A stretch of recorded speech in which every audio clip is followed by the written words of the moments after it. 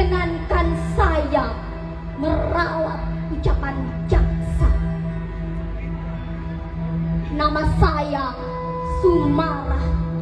Menjadi budak, buruh dan babu sudah menjadi pilihan hidup saya. Bertahun-tahun saya hidup di bawah kaki orang. Bertahun-tahun saya merangkak di bawah kaki orang. Bertahun-tahun saya tutup mulut saya lipat lidah saya agar saya tidak bicara. Karena bicara berarti bencana bagi perut saya. Perut simbah dan bencana pula bagi para majikan saya. Jadi tolong Dewan Hakim yang terhormat, izinkan saya mendongak dan membuka suara. Jangan ditanya dan jangan dipotong. Kalau waktunya berhenti, saya akan diam. Saya akan diam selama sedari kecil saya tak pernah mendongakkan kepala, apalagi di Karangsari, tempat saya dilahirkan. Pak Karsiri, guru madrasah saya, pernah menerangkan pembunuhan para jenderal itu dilakukan oleh sekelompok orang yang tergabung dalam organisasi PKI. Bapaknya si Sumarah itu kan PKI. Iyo,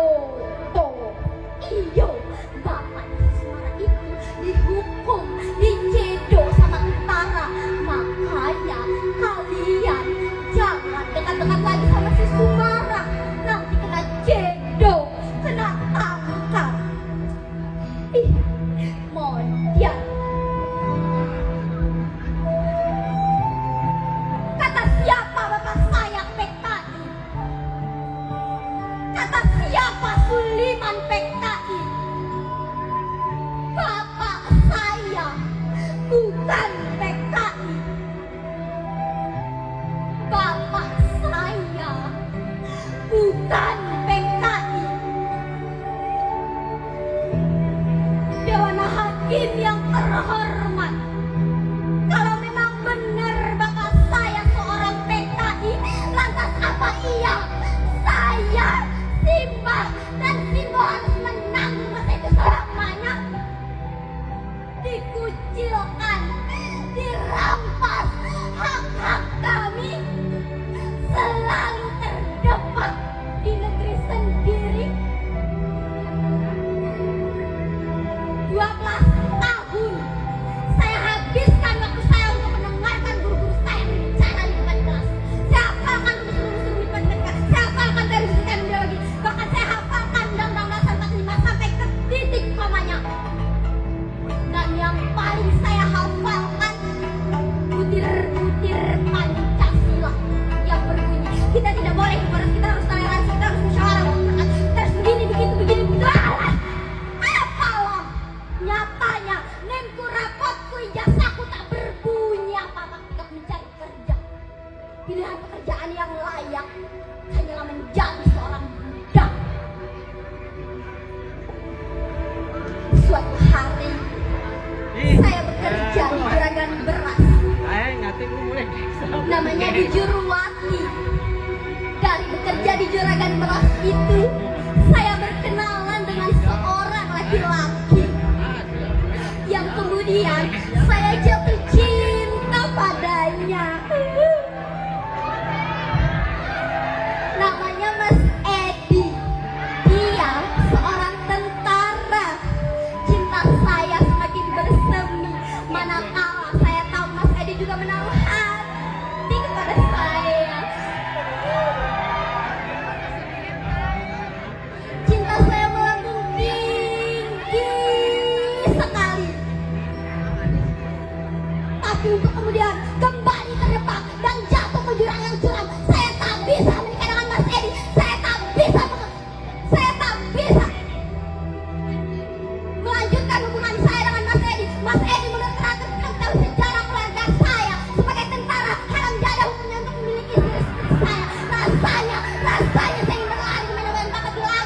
nasib hidup saya. Akhirnya melalui perantara seorang calo, saya mendaftarkan diri sebagai seorang TKW. Segala syarat saya penuhi, mulai dari tenaga kerja dan segala tenaga lainnya yang ternyata begitu panjang sekali. Akhirnya jadilah saya Sumarah binti Suliman, seorang TKW lulusan SMA dengan predikat NEM tertinggi, menjadi budak di negeri orang. Kesini saya menjadi disakiti, sini sendiri dari mentika baju, di kotil monokotil jadi ramah anda, dari pidato jadi omelan para majikan. Oh, mana yang ceritanya Pak Kasiri tentang pribadi bangsa Indonesia yang lumrah ramah-tamah gotong royong kekeluargaan? Oh, mana segalanya dapat dibeli dengan uang, segalanya dapat dibeli dengan uang. Dewan Hakim yang terhormat, saya pikir dengan saya menjadi seorang TKW hidup saya akan berubah. Saya pikir dengan saya menjadi seorang TKW saya bisa bermetamorfosa dari uang menjadi buku yang indah. Tapi ternyata Pak Hakim, ternyata Sumarah tetap saja kandas di balik tiba-tiba besar majikan saya, di balik cara-cara hitam majikan saya. Gaji saya setahun dipotong, saya disiksa, saya didorong, saya memberontak, tapi kedua tangan saya, tangan kanan, tangan kiri, tak berdaya. Saya menyepak-nyepak, tapi kedua kaki saya ditahan.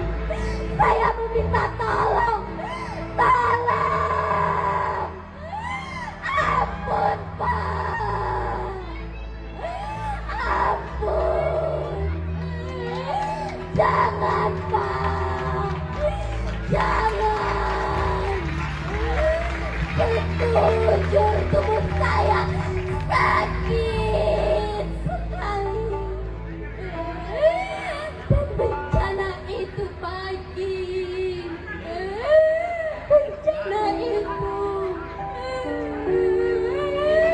saya diperkosa, saya diperkosa.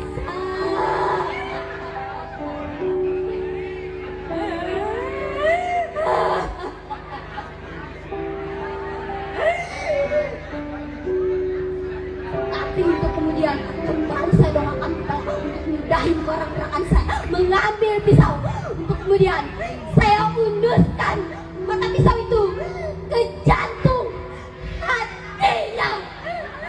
Majikan itu Pak Hakim, majikan itu saya bunuh.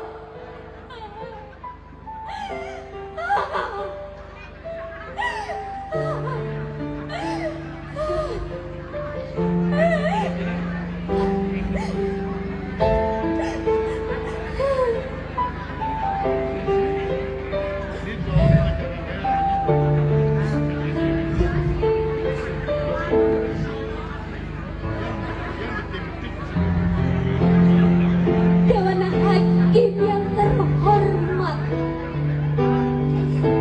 inilah saya,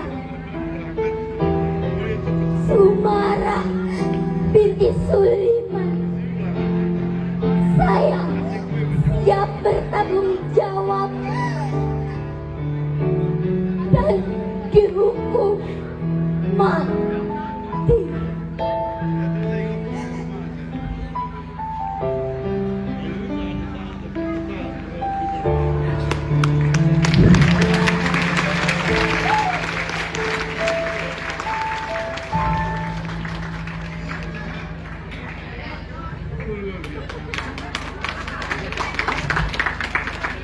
Este que es